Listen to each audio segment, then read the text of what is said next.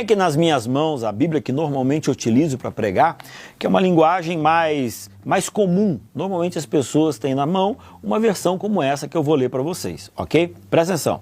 Diz assim, ó, João capítulo 1, versículo 1. No princípio era o Verbo, e o Verbo estava com Deus, e o Verbo era Deus. Ele estava no princípio com Deus.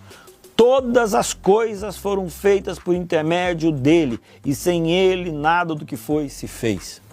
João está vivendo uma época em que as pessoas estão questionando a respeito da humanidade e também da divindade de Jesus.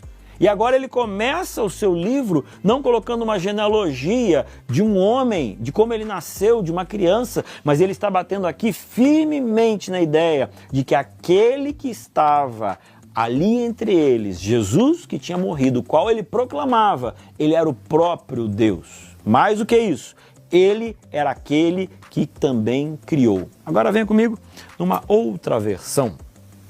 Essa versão eu gosto demais, que é a versão A Mensagem, e é interessante você ler mais de uma versão para que você possa compreender o contexto. E diz assim, ó, antes de tudo havia a palavra presente em Deus, Deus presente na palavra. A palavra era Deus, desde o princípio à disposição de Deus.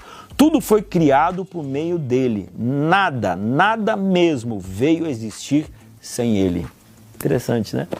O que você precisa ter no seu coração é a certeza de que aquele sacrifício que foi feito lá na cruz há 2000 anos atrás não foi um líder, não foi um mestre, não foi um sábio, mas foi o próprio Deus que morreu. E qual a motivação dele? A motivação de nascer, viver, morrer e ressuscitar é poder dar para você a opção, a vida eterna. Venha comigo, mas há um último pensamento aqui no na nossa lição de quinta-feira, que diz assim, olha, do versículo 1 ao versículo 13 do capítulo 1, tá? Nós temos a perfeita divindade do Verbo. A partir do versículo 14, Deus, ele é perfeitamente homem.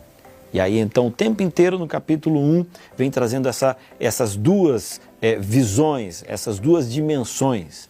Como que um Deus, ele veio a essa terra e se transformou em um homem? Como que ele era 100% Deus e ao mesmo tempo 100% homem? Entender? É difícil entender, mas aceitar pela fé, isso você e eu podemos fazer. Até amanhã.